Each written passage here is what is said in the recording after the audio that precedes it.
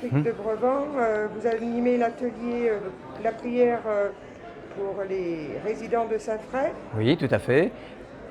Et ça permet, disons, de faire une initiation à comment prier, avoir quelques clés de lecture ou quelques clés pour se mettre en disposition de prier. Voilà. Alors hier, c'était davantage par rapport à l'adoration.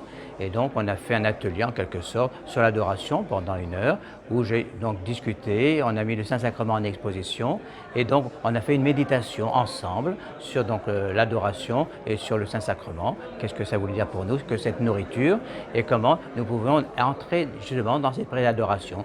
Donc c'est une initiation pour permettre aux gens d'aller chez eux sur la paroisse et pouvoir vivre aussi l'adoration. Voilà, c'est un peu cela ce que j'ai voulu faire hier. Aujourd'hui, c'était davantage sur donc contempler une icône, comment on pouvait contempler une icône en partant bien sûr de l'eau lourde bien sûr, mais l'eau bien sûr qui sort du cœur et du cœur de Jésus, signifiant bien sûr notre baptême et notre conversion bien sûr au Christ, chacun à son tour, chacun comme il l'entend, chacun comme il le peut. Voilà, c'était un peu cela. Les 2 parcours pour le moment ont été appréciés apparemment. Il y avait à peu près 170-200 personnes à cet atelier.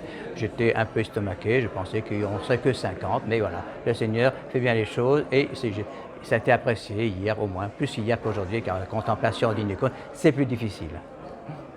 Donc le 3e atelier, ce sera sur la prière. Alors je vais partir d'abord d'un dialogue de Dieu qui voit un homme prier le Notre Père et qui dit, voilà, quand il dit Notre Père, il dit, tu m'appelles, et l'autre, la personne dit, non, je ne t'ai pas appelé, moi, laisse-moi prier, laisse-moi faire tranquille. Donc ça veut dire qu'en fin de compte, de temps en temps, il nous arrive de prier, mais sans en fin de compte se rendre compte de ce que l'on dit.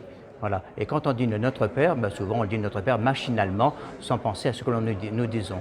Donc je vais partir un peu de là-dessus, et puis peut-être essayer de voir un peu par rapport aux différentes phases du Notre Père, pendant un quart d'heure, 20 minutes, pour que nous puissions après peut-être avoir ce désir, et surtout ce Notre Père de le dire beaucoup plus lentement, afin de s'en imprégner et se dire qu'est-ce que veut dire, par exemple, Notre Père, qu'est-ce que veut dire être sanctifié, comment ça veut dire délivre-nous du mal, etc.